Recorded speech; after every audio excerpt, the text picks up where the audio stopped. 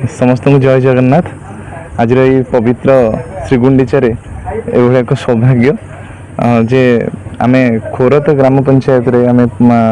श्री जगन्नाथंकर जो श्री जगन्नाथ महोत्सव 2024 आम भगवान को दर्शन करने सहित एभली एक सौभाग्य कहले अत्युक्ति हेनी कहीं रथयात्रा और रथयात्रा राजा दायित्व नवा और छेरा पहरा करवा या निश्चित भाव में गोटे सौभाग्यर विषय बोले आम कहीपर। तेणुक ये एक दायित्व ग्रामवासी मैंने मत देते खोर्त ग्राम पंचायत ग्रामवासी मैंने रथयात्रा ए वर्ष रथयात्रा मत छेरा पहरार दायित्व देते से पाखे कृतज्ञ। एवं श्री जगन्नाथ महोत्सव 2024 यह निहाती भाव समस्त स्वतंत्र दिन एवं विशेषकर जो मैंने कर्मकर्ता अच्छा जो मैंने अनुष्ठान जो मैंने कार्यकर्ता अच्छा समस्त को हृदय मु धन्यवाद देवाई चाहिए। जय जगन्नाथ।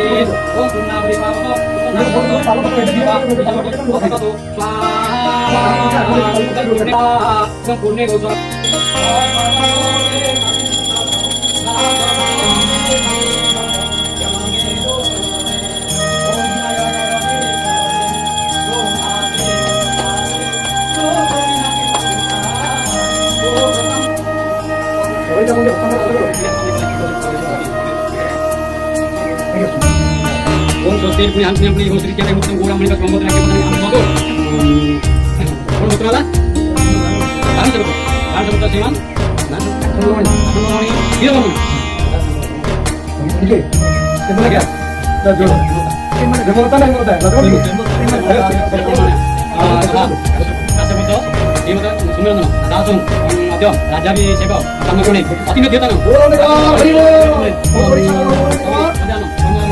दे दे रेट का काम तो हुआ तो अबे लोग अपने के साथ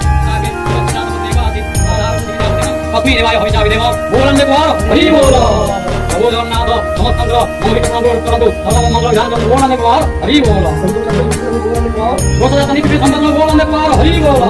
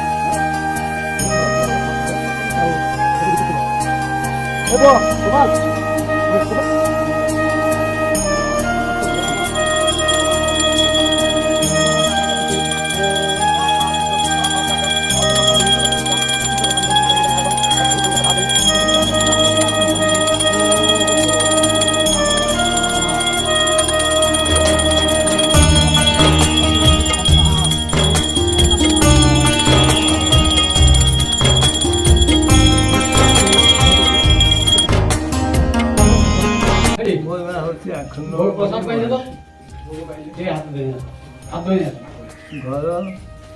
ग्राम हूँ खरत जिला जगतसिंहपुर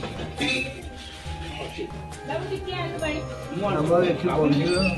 बिल्कुल नाला आम गाँव लोक मैंने 3-4 किलोमीटर कादुओ पंकज जाऊँ किंतु मो साथी बेले महादेव मंदिर नकले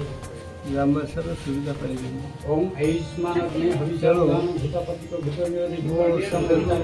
मन रखी सारा मंदिर करने व्यवस्था समस्त साहाଯ୍य सहयोग मंदिर किंतु गोटे असुविधा होगा मंदिर जो निया पड़ला आगू गला आगू खाली इटाई व्यवस्था आम प्रथम जन रामबाबा सी पंडित सम्मेलन होता आमर सिद्ध जगन्नाथ पाखे पंडित आसते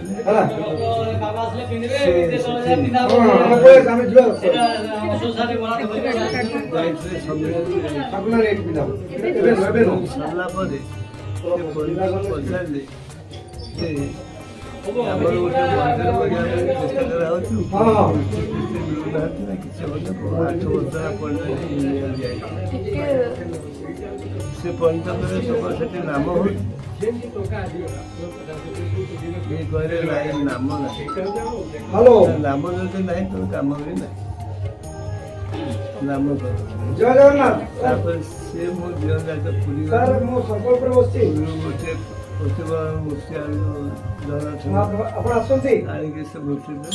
बसई जमी आम अष्टपरी बाबा गोटे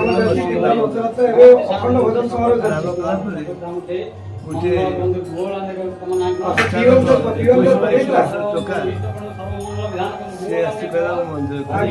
स्वप्न है मंदिर तो बयस 22 मंदिर मंदिर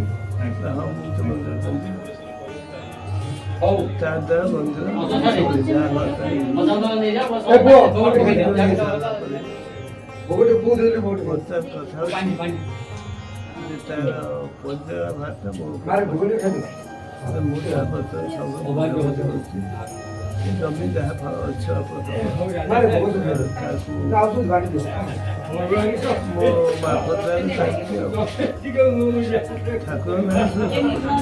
केते वर्ष आपण दायित्व नहीं केमती संपन्न करते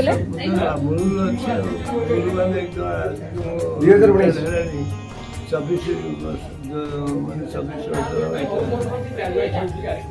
ଦାୟିତ୍ୱ ନେଇ କରୁଛୁ ଅଛି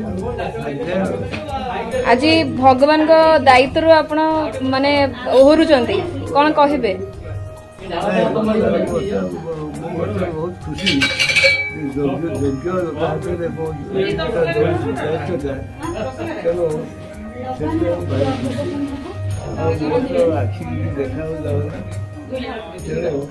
ବାର୍ଦ୍ଧକ୍ୟ ଅବସ୍ଥାରେ ମୁଁ ବି ଆଉ କୌଣସି କାର୍ଯ୍ୟକ୍ରମ କରିପାରିବିନି, ତେଣୁ ତାଙ୍କୁ ଦାୟିତ୍ୱ ଦେଇ ବହୁତ ଖୁସି, ବହୁତ ଖୁସି। ରଥ ବିଷୟରେ କ'ଣ କହିବେ ଆପଣ?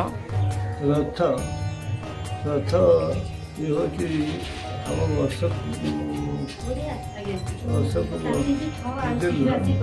ପରିକଳ୍ପନା। ସେ କହିଲା ଜେଜେ ଗୋଟେ ରଥ କରିବା, କ'ଣ ନା କାଠ, ମୋ କାଠ ଏଠି ଅଛି, ଭଗବାନ ରଖିଛନ୍ତି ଆମେ କାଠ। ମୋର 5ଟା ଏଠି ଗଛ ଥିଲା,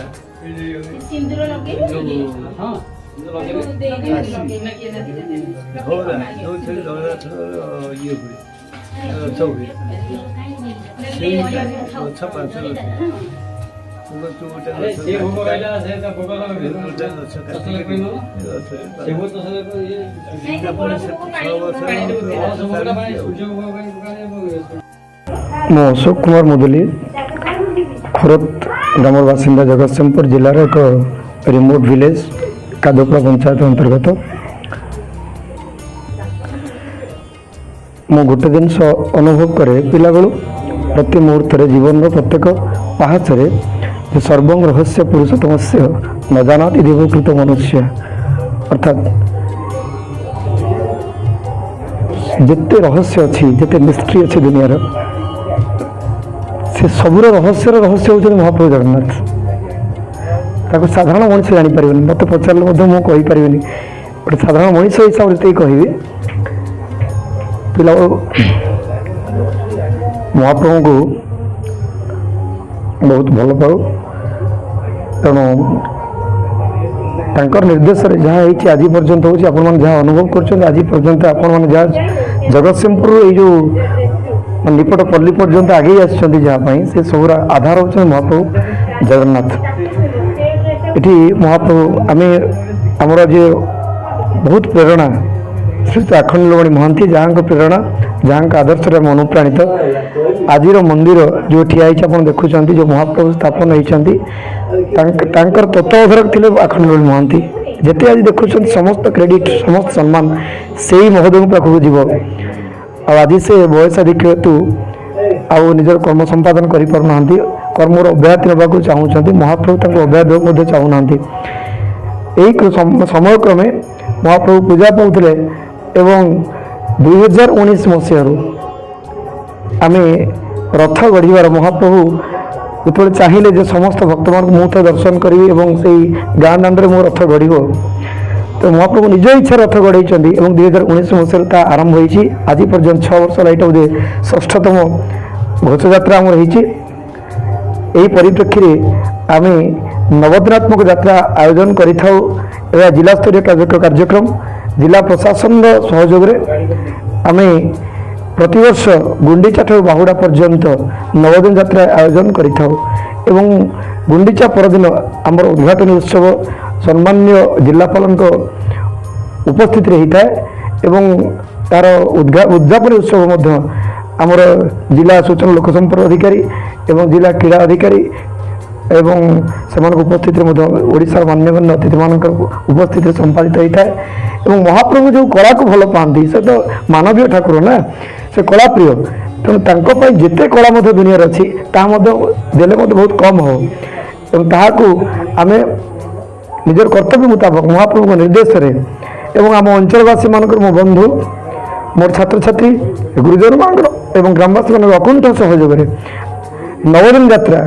ଯାହା ଜିଲ୍ଲା ସ୍ତରରେ ମଧ୍ୟ ଚର୍ଚ୍ଚାର ବିଷୟ ହେଇଛି, ପ୍ରତିଦିନ ଘୋଡ଼ା ନାଚଠୁ ଆରମ୍ଭ କରି ଯାହା ଓଡ଼ିଶାର ଲୋକନାଟ୍ୟ, ଯାହା ଧୀରେ ଧୀରେ ବିଲୁପ୍ତ ହୋଇଯାଉଛି, ତାହାକୁ ଜଗନ୍ନାଥ ସଂସ୍କୃତି ଉଜ୍ଜୀବିତ କରିବା, ଓଡ଼ିଶାର ସଂସ୍କୃତିକୁ, ଲୋକକଳାକୁ ଉଜ୍ଜୀବିତ କରିବା ଜଗନ୍ନାଥ ଫାଉଣ୍ଡେସନ ଟ୍ରଷ୍ଟ ଲକ୍ଷ୍ୟ। ଯେଉଁ ରଥଯାତ୍ରାକୁ ବଜାୟ ରଖିବା, ମହାପ୍ରଭୁ କାର୍ଯ୍ୟକୁ ବଜାୟ ରଖିବା ପାଇଁ ଆମେ 2021 ମସିହାରେ ମୋ ବନ୍ଧୁମାନଙ୍କ ସହଯୋଗରେ, ଛାତ୍ରଛାତ୍ରୀମାନଙ୍କ ଅକୁଣ୍ଠ ସହଯୋଗରେ ଆମେ ଜଗନ୍ନାଥ ଫାଉଣ୍ଡେସନ ଟ୍ରଷ୍ଟ ପ୍ରତିଷ୍ଠା କରିଥିଲୁ। उद्देश्य थिला जे महाप्रभु सेवा कार्य चलिबो महाप्रभु संस्कृतिर प्रसार हबो एवं फाउंडेशन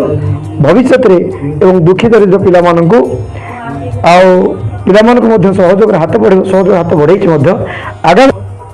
आगामी दिन में आम जगन्नाथ फाउंडेशन ट्रस्ट जे आज जगन्नाथ महोत्सव माने प्रायोजक अच्छी दीर्घ 9 दिन धरी प्रत्येक संध्यार कार्यक्रम आयोजित होची एवं आम अंचलवासी मध्य उल्लास प्रबल उल्लास उन्मादना अच्छी जे प्रत्येक संध्यार सांस्कृतिक कार्यक्रम कौन हो एवं से जो आनंद पाँच वास्तव ता हूँ आम पुरस्कार महाप्रभु पर पुरस्कार आवश्यकता कौन अच्छी से तो सबूर कर्ता ना जहाँ हूँ प्रछद पटर नायक हूँ महाप्रभु जगन्नाथ से सबूर कौन सम्मान अधिकारी आम नुह एवं आउ सौभाग्यर कथा जे यही माने जगन्नाथ फाउंडेशन ट्रस्ट आनुकूल्य आम एक प्रतितम पाठागार माने स्थापन करिछु ग्रामांचल आमर छात्र छात्री माने से पाठागार सुविधा नउछंदी जहाँ सेमानकर माने ग्रामांचल भितर एभली सुजोग पाइबा मध्य रूरल लेवल गोटे पाठागार सुविधा पाइबा मध्य भारी माने मिडियर कष्टकर व्यापार फाउंडेशन लक्ष्य गोटे पाठागार प्रतिष्ठा होती 4500 बहिर स्टक अच्छी और पिलामान मोर सदस्य छात्र छात्री से पाठागार सुजोग नौ जगन्नाथ महोत्सव अर्थ केवल महाप्रभु सेवा करवा नुहे बाल बुद्ध मान सेवा करवा एवं अंचल शिक्षार अग्रगति अंचल जगन्नाथ संस्कृति उज्जीवित करवा यार लक्ष्य एवं ए वर्ष गोटे नूतन अध्याय सृष्टि होगा जाऊँगी आम जगन्नाथ ये महोत्सव इतिहास से हूँ आमर जी पूर्वतन ठाकुर राजा थे आमर आखंड जेजे महोदय से बयस टिके जो से कार्य संपादन कर असमर्थता प्रकाश कर आशीर्वाद महाप्रभुंर